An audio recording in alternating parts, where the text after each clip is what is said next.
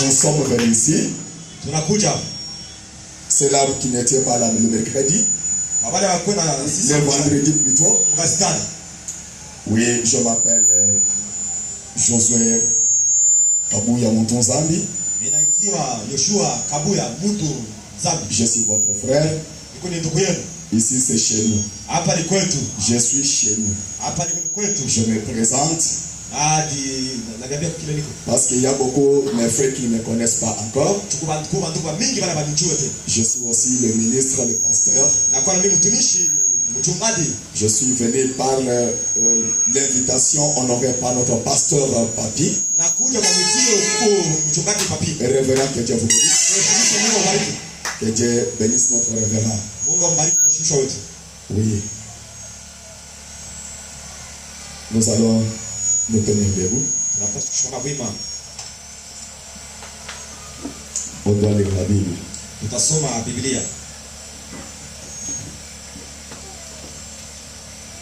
Nous avons seulement le même chapitre, le même livre des psaumes, chapitre 1.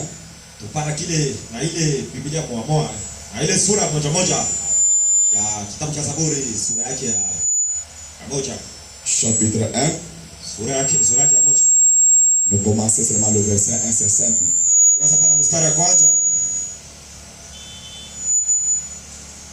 Nous sommes sur la page.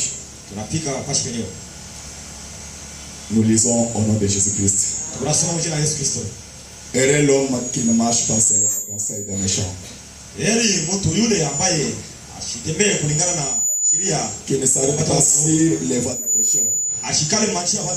Qui ne s'assied pas accompagné des moqueurs. Mais qui trouve son plaisir dans la loi de l'Éternel. Et qui la médite jour et nuit. Il est comme un arbre planté près d'un courant d'eau. Qui donne son fruit à sa saison. Et dont les feuillages ne se flétrissent point. Tout ce qu'il fait lui est reçu. Il n'est pas ainsi de méchants. Ils sont comme des pailles que les vents dissipent. C'est pourquoi le méchant ne résiste pas au jour du jugement. Ni le pécheur dans l'assemblée des justes. Car l'Éternel connaît la voie des justes. Et la voie des pécheurs mène à la ruine. Que Dieu bénisse sa parole. Inclinons tous la tête, on doit prier tous ensemble. Dieu Tout-Puissant, Père Seigneur Jésus-Christ. Nous avons lu ce passage, cette écriture avec l'intelligence de l'école. Seigneur, nous ne pouvons jamais, Dieu Tout-Puissant maintenant, ouvrir de bonnes révélations. Si c'est cette écriture, sans ton intervention, Seigneur. Ce que je vous demande en premier, Seigneur, que ta présence soit ici, cette chair. Bénis cet endroit, Seigneur Jésus, et que cet endroit soit un endroit saint. Et bénis le pasteur de cette église qui est Papi. Ô Père éternel, par cette manifestance que nous sommes en train maintenant de regarder, d'écouter, Seigneur, que celle-ci soit intérieurement et que cette bénédiction demeure à jamais pour toujours. Donnez la bonne compréhension à mes frères et mes bien-aimés sœurs. Parce que dans ce temps-ci, le diable ne reste pas aussi distrait. Il est là pour empêcher, pour que la bonne évangile ne soit pas dans le peuple de Dieu. Mais, grâce à notre prière et grâce à toi, Seigneur Jésus, nous lui résistons pour qu'il ne puisse pas nous atteindre là au bout. Pour qu'il ne puisse pas nous empêcher à écouter la parole. Pour cet état de Tout-Puissant, bénis cette atmosphère et que ton esprit demeure parmi nous pour toujours. Au nom de Jésus, ainsi nous avons prié. Amen. Amen. Que Dieu vous bénisse.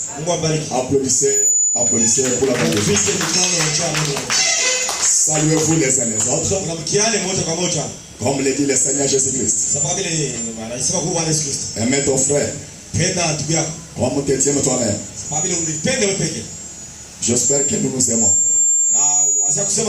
Si nous ne nous aimons pas, la parole de Dieu n'est pas accomplie. Mais s'il est quelque chose,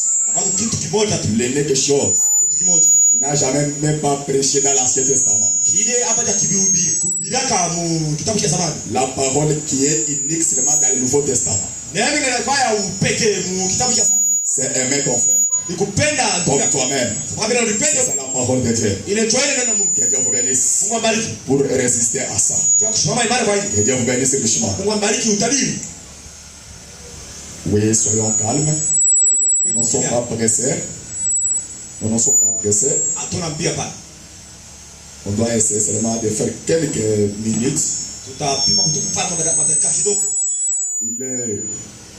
C'est 10 heures.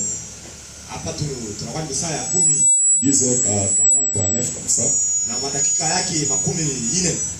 Je vais rassurer aussi le téléphone.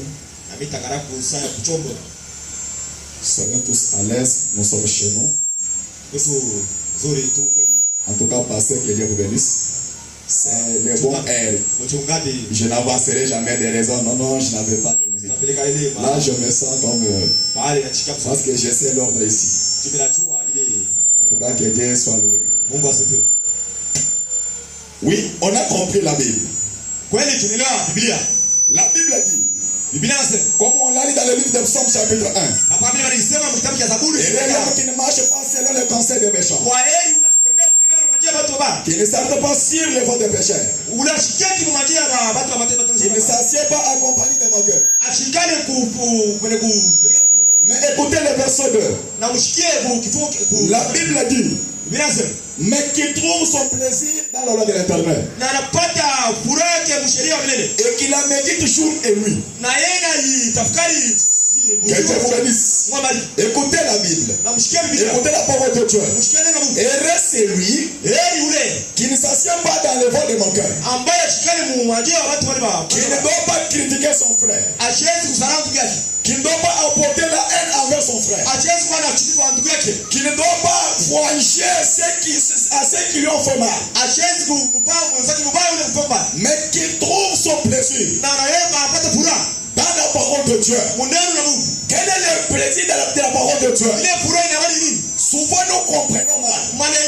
Jésus dit, il est écrit dans vos lois, un pour un, temps pour temps. Mais moi je vous l'ai dit, et le Seigneur vous bénisse. Écoutez la différence. Les dieux personnels et un messager qui apporte le message. Lui dit, dans vos lois, vous avez compris, un pour un, temps pour temps. Mais moi je vous l'ai dit, si seulement vous aimez celui qui vous fait du bien, quelle est votre récompense à votre Dieu? Mais votre récompense, c'est supporter les mains de ton frère. C'est ça la récompense. Si vous voulez que venger seulement à ceux qui t'ont fait du mal, frère, laisse-moi te dire, vous avez mal compris la parole de Dieu. Vous avez mal compris Seigneur Jésus-Christ. Je vous dis quelque chose. Comme le dit le prophète Branham, il dit, la Bible ici, c'est une lettre d'amour que notre Dieu nous a envoyé pour que nous puissions pas se dérouter dans le chemin de Dieu. Laisse-moi te dire, comme le dit la Bible, il dit, mais qui trouve son plaisir dans la loi de l'Éternel. Quel est ce plaisir-là? Regardez les Saintes Écritures. C'est référé à la parole de Dieu. Je ne suis pas pasteur. Je ne suis pas un ministre. Parce que je connais comment dispenser la leçon. Nous ne sommes pas des professeurs. Il y a la différence entre un pasteur qui prêche et un professeur de l'école. Si vous regardez très bien, un professeur a beaucoup de méthodes. Il lui faut beaucoup d'années pour comprendre comment dispenser le cours. Mais la parole que vous voyez ici ne demande sagesse. Ne demande pas la qualité de l'intelligence. Cette parole, il suffit seulement que tu sois révélé. Que tu sois révélé, là tu comprendras. Que Dieu vous bénisse. Comme aujourd'hui, la maladie aujourd'hui le message. Parce que nous avons les brochures, nous avons les tablettes, nous avons l'ordinateur, toutes les machines électroniques. Nous lisons le prophète de la lame. Laisse-moi vous dire, est-ce que vous connaissez avant que le prophète de la lame puisse monter de la haute de la chair? Vous savez combien il se sacrifie? Vous savez combien il se donne pour prêcher cette parole? Maintenant vous quittez à faire du mal à ton frère. Vous ouvrez les brochures, vous lisez. Et ce qui est maintenant trop qu'il y a aujourd'hui, les gens se battent parole entre paroles. Non, ici la Bible dit ceci. Non, moi j'ai lu aussi ici la Bible dit ceci. Frère Namadi, la parole de Dieu ne se contredit jamais. Que Dieu vous bénisse. Si moi je viens ici, je contredis mon frère, donc c'est moi le premier mauvaise personne. Je dois me conformer à mon frère. Parce que nous ne sommes pas les frères comme ça physiquement. Nous sommes les frères par la Bible. Moi je te lis les Écritures. Je te lis. Aime ton frère comme tu t'aimes toi-même. C'est les paroles de Jésus. Maintenant vous ouvrez la Bible. Vous mettez la loi de Moïse. Donc pourtant, c'est des chemins. Mais la Bible dit, comme les prophètes disent, l'Esprit de Dieu ne se contredit jamais. Que Dieu vous bénisse. Si vous voyez un pasteur, critiquez notre pasteur. Un frère, critiquez son frère. Posez-vous la question. Le frère là, il est possédé. Que Dieu vous bénisse. Car quelqu'un qui a l'amour, si moi je regarde que mon frère a fait le mal, je vais partir avec l'amour. Comme le prophète, si vous voulez livrer votre frère, tu dois le livrer avec l'amour, pas avec la haine. Écoutez, comme vous avez fait ça, je vous maudis. Ce n'est pas la parole de Dieu. Mais le seul unique moyen de rapprocher ton frère, vous allez chez lui. Mon frère, tu as fait le mal. Tu avais parlé mal. Mais en toi, j'avais regardé. Vous étiez en colère. Mais j'avais pris le temps. Vous connaissez le silence.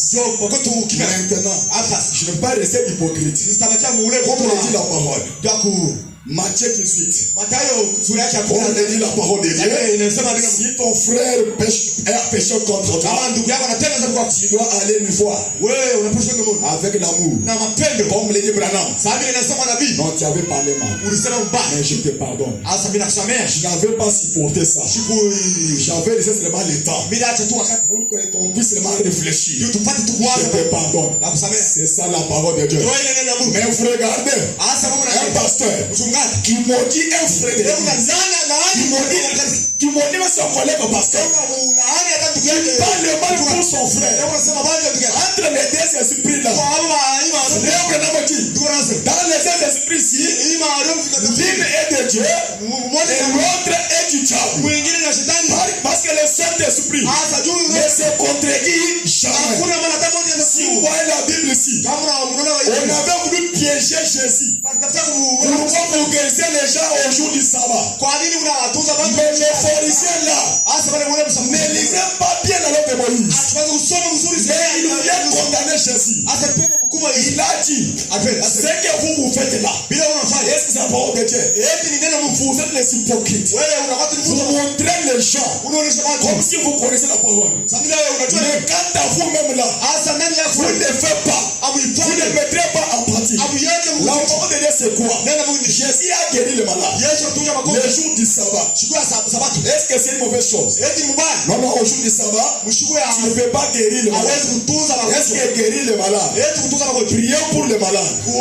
Est-ce que c'est un travail? Est-ce que c'est un travail d'une personne? Oui, pasteur.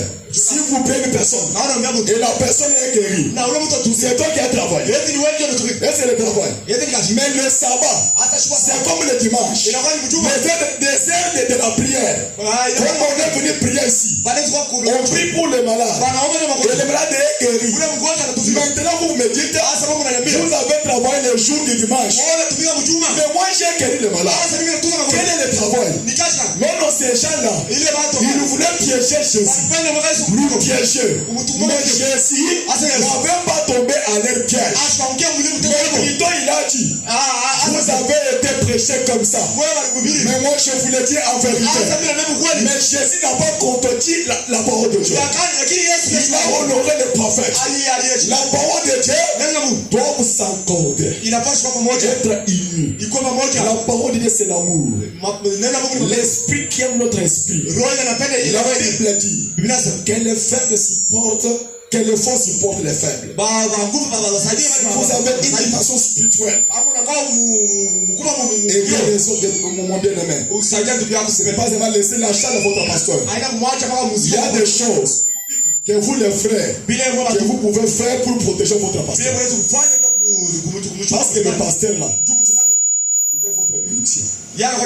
Parce que cette œuvre-ci, avant que lui soit au monde, Dieu l'avait déjà existé. Que Dieu vous bénisse.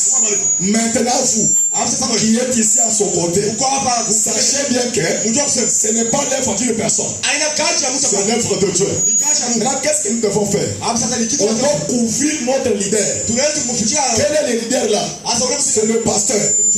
Si le pasteur est en joie, frère m'a dit, ta vie est normale. Si le pasteur n'est pas en joie, même s'il n'a pas parlé mal de toi, vous êtes maudit. Que Dieu vous bénisse. Ne parlez pas mal à votre pasteur. Plutôt parlez bien à votre pasteur. Protégez-lui. Il a ses ennemis. Il y a des gens qui le combattent. Pas seulement ils le combattent, ils combattent l'œuvre de Dieu. Parce que c'est celui que Dieu a établi. Maintenant, pour anéantir l'œuvre de Dieu, il lui faut lui battre. Il faut lui anéantir. Pour que cette église tombe en faillite. Maintenant, vous, priez pour votre pasteur. Donne-lui la force. Encourage-lui. Soutenez l'église. Soutenez l'église. C'est là où ça va avoir beaucoup d'argent. Vous mettez beaucoup d'argent. Mais votre présence lui fait du bien dans son cœur. Laisse-moi vous dire. Ce qui fait mal à pasteur, c'est voir l'église vide. Peu de gens à l'église. Mais s'il voit les gens sont là, présents, il est content. Et tout ce qui le parle, aura de l'impact à l'intérieur. Il suffit de votre façon de faire les choses. Que le Seigneur vous bénisse. Que Dieu vous bénisse sur le chemin. Applaudissez pour la parole de Dieu. Applaudissez pour la parole de Dieu.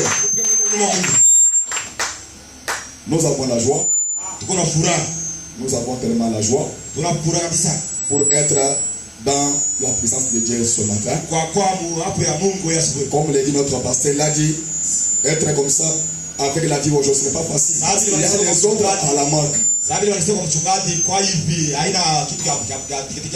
Oui, le plus grand miracle, c'est se réveiller le matin. Dormir, se réveiller. C'est ça le miracle. Vous voulez seulement la porte magique. C'est ça. Il faut que j'aimerais bien comme ça. Trouver $1000 là-bas. Les gens aiment la vie facile. Sans toutefois travailler. Pour ne pas comprendre la parole de Dieu. Ah non, je ne suis pas béni. Non, frère. Pour chaque chose, vous devez se sacrifier. À chaque chose. Oui. Mais le miracle que vous voulez là, vous l'en avez déjà. Parce que les autres sont morts aujourd'hui. Mais vous êtes vivants. Que Dieu vous bénisse. N'est-ce pas la grâce de Dieu? N'est-ce pas la grâce de Dieu? N'est-ce pas la main de l'Éternel? Que Dieu vous bénisse. ne voulons pas. Les gens là qui négligent même de simples choses. La Bible dit, si vous êtes reconnaissant dans les petites choses, votre Dieu fera de grandes choses. Vous n'avez même pas un soubassement, même une fondation. Où est-ce qu'on doit construire une maison? Vous devez avoir un fondement reconnaissant dans les petites choses. Louez votre Dieu. Si vous voulez prier, Dieu seulement, que ton nom soit loué à jamais pour toujours. Que ta grâce me suffit. Ne demande pas beaucoup de choses. Dieu connaît ta position. Dieu connaît combien tu as besoin. Que Dieu vous le dise. Salomon a fait la prière. Il n'avait pas demandé la richesse. Mais Dieu a dit, comment tu as prié pour mon œuvre? Moi, l'Éternel, le Dieu de ton père, de mon fils David, je te dis, je te donnerai beaucoup de richesses. Il n'en aura pas un roi avant toi. Après toi, qui aura la richesse comme toi, Salomon. Mais prouve-moi aujourd'hui qui est le roi, même le président, qui a la richesse comme Salomon comme aujourd'hui. Qui a la richesse comme Salomon aujourd'hui. La parole de Dieu est accomplie. Il était sage. Il demandait le Saint-Esprit pour conduire son église, le peuple de Dieu. Mais Dieu l'a récompensé. Dieu connaît que les gens ont besoin de l'équipe. Dieu connaît que les gens veulent bien construire. Dieu connaît que les gens veulent bien porter les habits. Mais il te regarde. S'il te donne ça, sans un soubassement, vous irez en enfer avec l'argent, parce que vous allez vous enorgueillir. Mais l'orgueil, ce n'est pas la parole de Dieu. L'orgueil, c'est du diable. Un diable, il n'aime pas être soumis à la parole de Dieu. C'est ça l'orgueil. Que Dieu vous bénisse.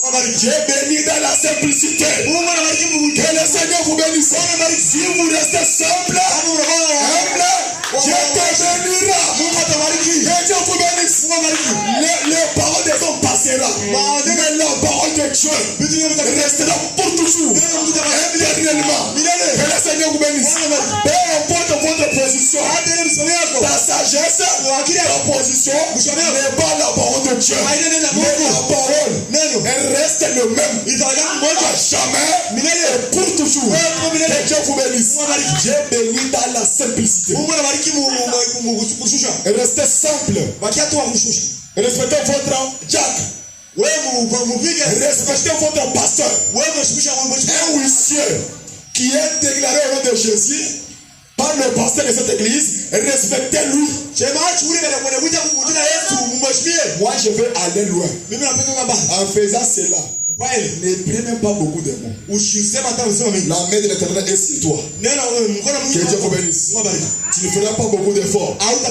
En faisant ça, le bien-aimé, je vous dis, vous ne ferez pas beaucoup d'efforts. Vous allez commencer à voir. Le Seigneur vous bénisse.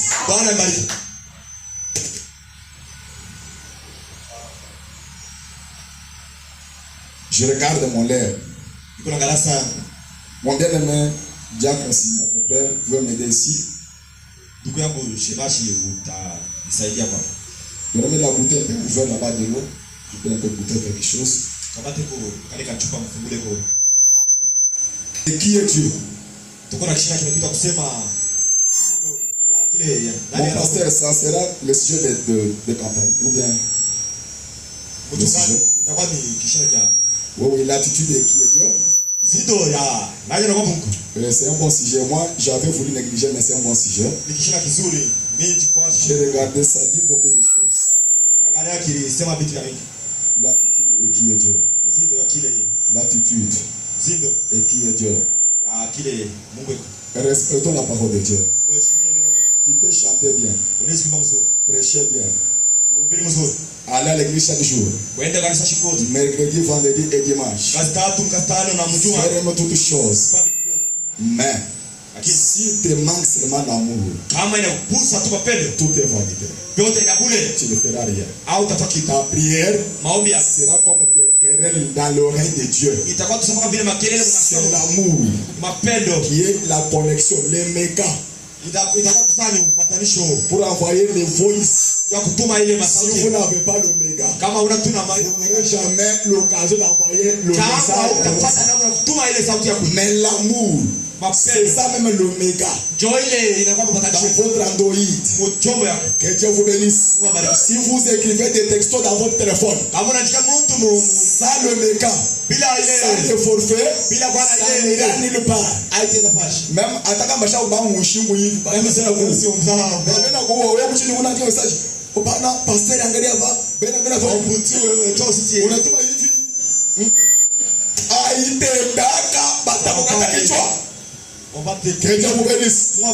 même Dieu.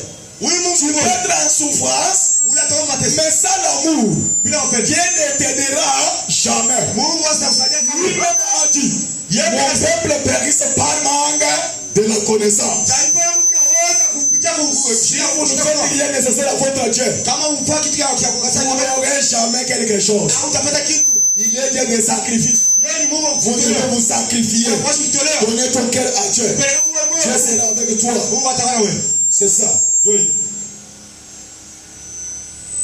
Je vais parler quelque part sur les combats du sang.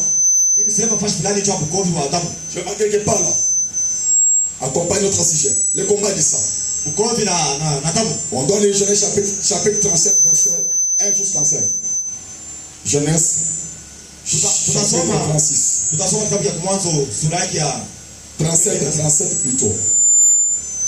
Chapitre 37, Genèse chapitre 37, verset. Je vais répéter rapide. C'est une histoire de notre bien-aimé Joseph. Oui, la Bible a dit, Jacob demeura dans le pays de Canaan, où avait séjourné son père. Voici la procédure de Jacob. Joseph âgé de 17 ans. 17 ans. Bon, vous devez encore attendre, je vais lire rapide, l'heure n'est plus. Joseph, âgé de 17 ans, faisait paître les troupeaux avec ses frères. Et enfant était près des fils de Bilia et des fils de Zilpa, femme de son père. Et Joseph portait à leur père leurs mauvais propos. À leur père, et Joseph a rapporté à leur père leurs mauvais propos. Israël aimait Joseph plus que ses autres fils, parce qu'il avait eu dans sa vieillesse. Et il lui fit une tunique de plusieurs couleurs. Ses frères virent que leur père l'aimait plus que eux tous. Ils le prirent à haine. Et ils ne pouvaient lui parler avec amitié. Maintenant, mon bien-aimé, allons-y. Écoutez la parole de Dieu. Ici, nous avons une petite histoire de notre bien-aimé Joseph. Joseph était l'enfant favori à son père. Alors ses frères sont là. Ils ont vu que non, l'amour de notre père est avec Joseph. Et son père avait donné une robe ou bien un vêtement de plusieurs couleurs. Et cela a apporté la haine à ses frères. Laisse-moi te dire, mon bien-aimé, lorsque vous êtes ici ce matin, vous êtes le fils de Dieu, les aimables de Dieu. Lorsque vous êtes ici, la main de Dieu est avec toi. Parce que vous ne voyez pas. Parce que vous ne voyez pas. Mais la main de Dieu est sur toi. C'est pour cela les ennemis te combattent. Posez-toi la question. Pourquoi on vous bat? Pourquoi les ennemis vous haïssent? Les voisins vous haïssent. Les gens du cachet vous haïssent. Pourquoi l'œuvre de Dieu a été toujours combattue? C'est parce que ce sont les enfants favoris des pères. Que Dieu vous bénisse. Si vous êtes favori du père, si Dieu t'aime, laisse-moi te dire, on doit te combattre. Que Dieu vous bénisse. La bonne chose, la bénédiction a été toujours combattue. Que Dieu vous bénisse. Si vous avez une besoin en toi, l'Esprit de Dieu en vous, vous verrez que les gens ne vous aimeraient pas. Que Dieu vous bénisse. Même Jésus a dit, si vous êtes du monde, oui, le monde vous aimera. Mais si vous êtes de moi, le monde vous haïra. Parce que vous ne lui ressemblez pas. Si vous êtes combattu, des difficultés, des souffrances, des calomnies, des critiques, laisse-moi te dire, tout ça, restez en joie, mais vérifiez ta position. Ce n'est pas parce que vous manquez quelque chose aujourd'hui et que Dieu n'est pas avec toi. Que Dieu vous bénisse. Dieu, s'il veut t'enseigner, il doit te mettre dans la difficulté. Que Dieu vous bénisse. J'ai dit aux frères bien-aimés qui sont ici, les sœurs bien-aimés qui sont ici, si vous avez quelque chose qui vous fait mal dans votre cœur, je te dis celle-ci, c'est parce que vous êtes quelqu'un spécial de Dieu.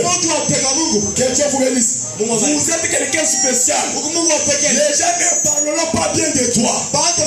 Les gens, si vous voyez les gens qui vous aiment, c'est les frères, les mêmes sangs. Mais si vous constatez quelqu'un qui il n'est pas ton frère, parce que vous ne vous ressemblez pas. Et le prophète m'a dit, la profondeur, appelle la profondeur. C'est ça. Mais écoutez l'histoire de ton bien-aimé Joseph. Joseph, tous vous connaissez son histoire. Mais comme je suis si placé ici, le prophète m'a dit, vous devez bien sonder les Écritures. Parce que vous risquez d'aller. Et Dieu vous bénisse. Applaudissez pour la joie de Jésus. Et Dieu bénisse le chemin. Notre bien-aimé Joseph, ses frères avaient vu que c'est quelqu'un que Dieu a béni. Pas même l'amour de son père. Mais Dieu s'aime. Mais Jacob accomplissait seulement la volonté de Dieu. S'il est pasteur aujourd'hui et qu'il est votre pasteur aujourd'hui, ce n'est pas parce que c'est lui qui vous a béni. C'est Dieu tout d'abord qui vous a aimé. Mais lui là, il accomplit seulement la volonté de Dieu. Pour seulement accomplir la volonté de Dieu. C'est ça le problème. C'est ça. Tous ces gens de vivre ici, ce sont les choses que Dieu avait déjà préparées. Mais quand il est là, il accomplit seulement le chemin. Vous imaginez-vous, il y a beaucoup de gens ici qui ne connaissent pas. Si seulement Dieu n'avait pas fait cette grâce à notre frère, est-ce que je devrais être ici? Que Dieu vous bénisse. Mais Dieu a fait celle-ci à notre frère, à notre pasteur, pour que nous devons aussi être ici dans la communion. Que Dieu vous bénisse. Laisse-moi vous dire quelque chose. Si vous avez le feu dans votre église, c'est comme si vous mangez dans la même table. Cette parole, c'est une nourriture. Mais les gens qui mangent dans la même table, ils ne se contredisent jamais. Il doit aimer son frère partout où il voit. Moi, j'ai déjà vu. Mtoto mungolo kwao. Mais bandugu yao kushamupenda. Na kisha kama unasema bali ya ule mtoto, bata kupiga. Dieu vous bénisse. Est-ce qu'il nous a envoyé ces sortes de frères comme ça aujourd'hui ici? Est-ce qu'il a envoyé ces sortes de frères ici? Laisse-moi vous dire. Si vous vous appelez frère, et c'est qui me fait mal, hein? Frère, frère, non, c'est Branham qui a amené ce système. Qu'est-ce qu'il dit? Je n'ai pas de quelque chose de spécial en moi. Je n'ai pas beaucoup d'instructions. Je suis un primérien. Mais ce que moi je vous dis ici, C'est ce que l'Esprit de Dieu me parle. Je n'ai pas quelque chose de spécial à moi. Mais je suis votre frère. Laisse-moi te dire. Au lieu de m'appeler même pasteur. Au lieu de m'appeler pasteur, appelez-moi frère. Cela pèse que pas pasteur. Que Dieu vous bénisse. Parce que tu m'appelles frère, c'est les doigts composés en un seul main. Une seule main. Que Dieu bénisse. Les frères, ni wandani. Les oreilles, c'est donc mon frère, ni mashikio yangu. Quand les oreilles commencent à me faire du mal, je vais gratter. Que Dieu bénisse. C'est parce que ça fait mal aux oreilles. La main doit secourir les oreilles. Si ça fait mal ici, le corps doit intervenir. Écoutez l'avantage d'un frère. Si le bien-aimé de notre église a tombé malade, je vais même faire quelque chose. Vendre même mon ordinateur pour sauver notre frère. Et aujourd'hui, le diable veut pirater notre système divin. Il veut pirater. Si un frère a quelque chose dans l'église, par exemple, non, il était derrière une fille d'autrui. Qu'est-ce que vous dites? Je vais aller dire à pasteur. Parce que le frère là, il doit amener la honte de notre église. Pourquoi ça? Allez le voir. Allez le voir. S'il n'écoute pas, allez voir votre pasteur pour lui rapprocher. Si votre frère de l'église a tombé malade, il a des difficultés, la pauvreté, si vous êtes en mesure de lui aider, faites-le. Si vous n'êtes pas en mesure de lui aider, ne parle pas mal contre lui. C'est ça la parole de Dieu. Mais le diable veut pirater le système. Notre système de message. Aujourd'hui, les dominations s'appellent les frères. S'appelle frère. C'est bien. C'est la parole de Dieu.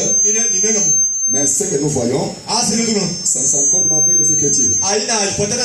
Même aujourd'hui, ce système-là diabolique est entré dans le message, dans la parole de Dieu, pour diaboliser la parole du Seigneur. Écoutez l'histoire de Joseph.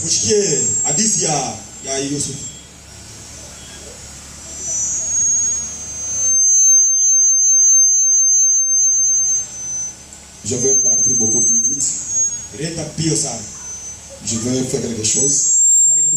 Ne vous en faites pas, on va faire quelque chose.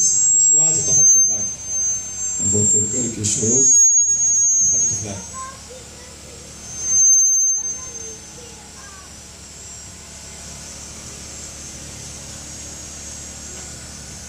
Verset 7.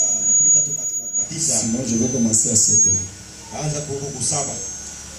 La Bible dit, après ces choses, il arriva que la femme de son maître porta les yeux sur Joseph et dit, couchez avec moi. Et il refusa. Et dit à la femme de son maître, voici, mon maître ne prend avec moi connaissance de rien de la maison. Et il a remis entre mes mains tout ce qui lui appartient. Il n'est pas plus grand que moi dans cette maison. Et il m'a rien interdit. Excepté toi. Excepté toi. Non, pas parce que tu es sa femme. Comment ferais-je un grand mal et pécherais-je contre Dieu? Quoi qu'elle parla tous les jours à Joseph, Joseph refusa. Il refusa de coucher auprès d'elle, d'être avec elle. Un jour, il était entré dans la maison pour faire son ouvrage. Et qu'il n'y avait là aucun des gens dans la maison. Elle ne saisit pas son vêtement en disant, couchez avec moi. Et il ne sent son vêtement. Et dans la maison, et s'enfuit au dehors. Lorsqu'elle vit qu'il avait laissé son vêtement dans la mer et qu'il s'était enfui dehors, elle appela les gens de sa maison et il leur dit, voyez, il nous amène un hébreu pour se jouer de nous. Cet homme est venu vers moi pour coucher avec moi. Mais j'ai crié haute voix. Et quand il a entendu, j'ai levé la voix et j'ai crié. Il a laissé son vêtement à côté de moi et s'est enfui dehors. Et elle posa le vêtement de Joseph à côté d'elle jusqu'à ce que son maître rentra à la maison. Alors elle lui parla ainsi, l'esclave hébreu que tu nous as amené est venu vers moi pour se jouer de moi. Et comme j'ai élevé la voix et que j'ai crié, il a laissé son vêtement à côté de moi et s'est enfui dehors. Après avoir attendu de sa femme qui lui disait, voilà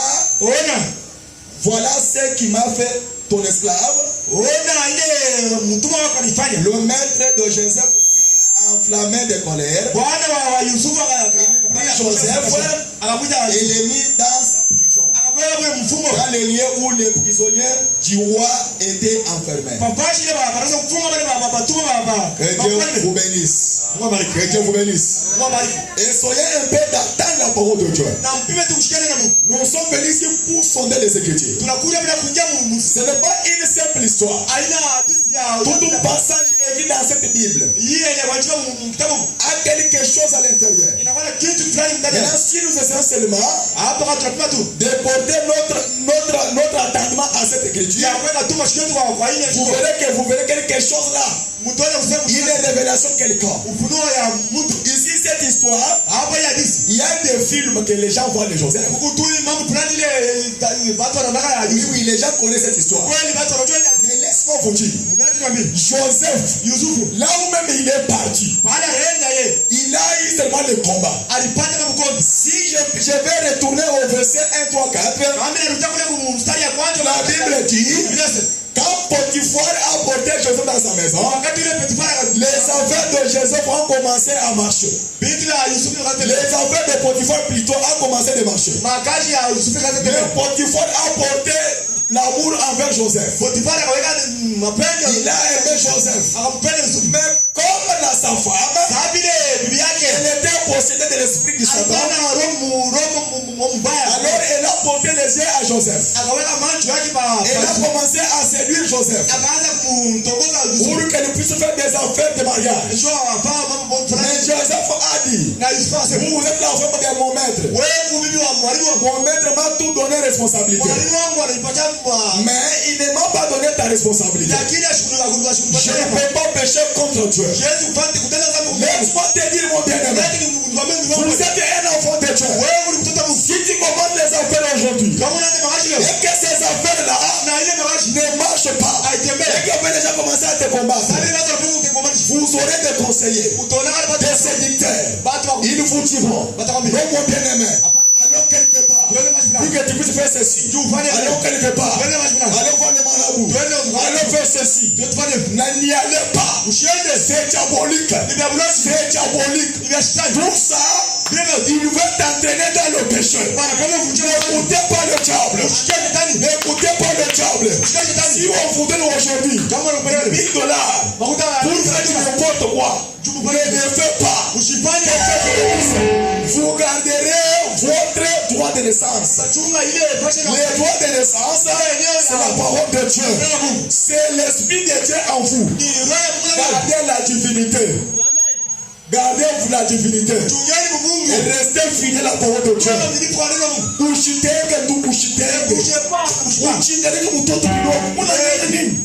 Que Dieu vous bénisse. Abraham a fait beaucoup des années avec Sarah. Mais il a gardé la parole de Dieu. Abraham n'était pas allé voir les marabouts. Il n'était pas allé voir les mamans sages. Il n'importe quelle machine. Mais il est resté ferme. Dieu vous bénisse. Mais Abraham, connaissez que moi, j'ai les enfants. C'est ma femme qui a le problème. Mais il n'a pas fait l'abomination. Que Dieu vous bénisse. Restez dans la voie de Dieu. Gardez votre foi. Même si elle n'est pas au monde aujourd'hui. Le même Dieu d'Abraham, il est votre Dieu aujourd'hui. La Bible dit, comme le dit dans le chapitre 8, chapitre 13, verset 8. Chapitre 13, verset 8. Jésus-Christ est le même hier, aujourd'hui et pour toujours. Que Dieu vous bénisse. Ne portez pas l'œil aux choses du monde. Non, frère, ne cherchez pas un succès parce que quelqu'un est venu vous séduire. Vous montrez son véhicule, l'argent, les parcelles, combien il est fort. Pour te dire, mon ami, vous êtes en retard. Alors quelque part, vous aurez de l'argent. Ne lui coûte pas. La Bible dit, celle qui ne travaille pas ne mange pas. Il n'a pas d'argent facile. Il te trompe. Il fait seulement pour te séduire, t'empêcher de marcher droit dans la parole de Dieu. Que Dieu vous bénisse. Que Dieu vous bénisse. Moi, je veux prier pour cette église. Je dirais ceci. En l'idée de cette église, les pasteurs de cette église, n'écoutez jamais le grand pasteur là. Il y a des pasteurs parce qu'il est un papa, mais il est dans le monde. Vous pouvez dire comment il fait ça, comment il fait ça, comment il fait ça. Que personne ne vous séduise jamais. Attendez ta récompense à Dieu. Le seul Dieu est capable. Il fera de grandes choses. Attendez les bons moments. Attendez les bons moments. Ne restez pas distrait. Séduit par les esprits impurs. Que Dieu vous bénisse. Si vous ne travaillez pas, vous ne mangerez jamais. Que personne ne te trompe pas. Il n'a pas la vie facile. Il n'a pas une vie facile. Tu dois faire un sacrifice. Pour obtenir la bénédiction, tu dois faire un sacrifice. Tu dois supporter, prier, demeurer à genoux dans la prière. Vous verrez que Dieu fera quelque chose. Ne venez pas à l'église. Regardez combien de gens portent le veste. Le veste ici, ce sont des vanitaires. Des choses, des vanitaires. Mais ce que tu peux garder dans ton cœur, garder ta position. Dieu connaît ta position. Aimez ton travail là. Même si c'est un petit travail, aimez-le. Que personne ne te trompe pas. Que vous donnez $500 ou qu'on commence à vous payer $1000. Ce sont des manipulateurs. Que Dieu vous bénisse. La réalité, vous le verrez vous seul. Si Dieu veut vous bénir, vous ne ferez aucun effort. Que Dieu vous bénisse. Ne forcez pas la vie. Vous allez tomber. Une vie forcée, vous allez tomber. Si les affaires ne marchent pas, demeurez à genoux, à la prière, persévérez ton travail, persévérez le nécessaire. Restez votre Dieu à jamais et pour toujours. Dieu n'a jamais menti. Dieu n'a jamais menti. Écoutez Abraham. Abraham n'avait pas la Bible, Abraham. Il n'avait le rocher. Les jours là, même le caméra ne tient pas. Mais Abraham a crié seulement la parole de Dieu. Il a crié la vérité. Il a fait combien de années? 25 ans. Qui peut supporter ça? Qui peut supporter ça? Parce que nous avons les gens aujourd'hui. Il veut être comme une autre personne aujourd'hui. Mais vous ne connaissez pas le sacrifice que la personne a. Les gens aiment la vie facile. Non, comme il a fait ça, moi je fais celle-ci. Maintenant quand il rate, il doit porter la haine contre son frère. Non frère. Parce que tu n'as pas de quelque chose aujourd'hui. Parce que tu n'as pas la femme aujourd'hui. Et que tu ne marieras pas. Non frère. Laisse-moi te dire. La femme. C'est une bénédiction de Dieu. Si seulement la femme était quelque chose qui devait être la chose des grandes personnes. Donc c'est seulement que c'est l'homme qui ne va pas les femmes. Pas nous les pauvres. Mais comme Dieu l'a donné à tout le monde. Même à Kabeka Mwanga, il y a quelqu'un qui a la femme. C'est quelque chose que Dieu a donné à tout le monde. Là où vous ne contredisez jamais. Parce que Dieu l'a donné à tout le monde. Que Dieu vous bénisse. Votre bénédiction, quelqu'un ne te le lâchera jamais. Parce que Dieu a déjà donné ça. Il y a la position. Quittez la convoitise. Ne portez pas les mauvais regards à ton frère. Ton frère a fait le sacrifice. Fais aussi le sacrifice. Demeurer à genoux. Dieu ne bénit pas 4 personnes sur mal immédiate. Il fait un par un. Que Dieu bénisse. Quand il distribuait la nourriture, les gens étaient dans la ligne. L'une à l'autre, l'une à l'autre. Attendez ton tour. Dieu te bénira. Ne forcez jamais. Que Dieu vous bénisse. Car le fait de s'efforcer, c'est l'esprit du diable. C'est pour cela qu'aujourd'hui, nous sommes trompés par le magicien. Des portefeuilles. Pour que je puisse avoir $1000. Pasteur, voyez mon Dieu. Mon Dieu des portefeuilles. Mon portefeuille magique. Pasteur, regardez ce que vous dites. Si tu le fais, Satan sera contre toi. Parce que Satan ne partage pas. Satan, quand il partage, il a une grande profit en vous. Il veut racheter quelque chose de très important en vous. Vous posez-toi la question. Pour moi, Satan veut me donner l'argent. Pourquoi les marabouts veulent me donner l'argent? Qu'est-ce qu'il veut me faire? C'est pas gratuit comme ça? Non. Parce que vous avez quelque chose. La chose est importante. L'esprit du Seigneur. Le son de l'Éternel. L'amour de Dieu qui est sur toi. Que Satan veut te racheter.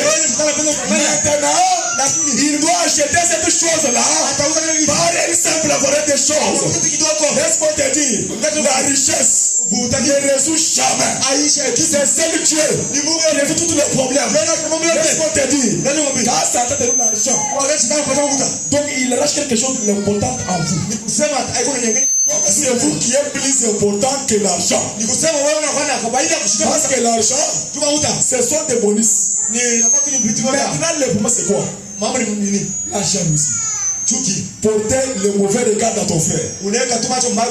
C'est ça le mauvais esprit de Caïn. Mais résistez-vous à la parole de Dieu. Ne portez pas de mauvais regards dans personne. Oui, gardez votre silence. Demeurez en prière. Dieu fera quelque chose pour toi. Le même Dieu qui l'a béni, n'est-ce pas votre Dieu aussi? Jésus même dit, votre vie n'est pas plus importante que les choses du monde. Tandis que vous avez la vie, vous avez toute promesse de Dieu. Vous avez toute bonne chose sur toi. Demeurez la prière.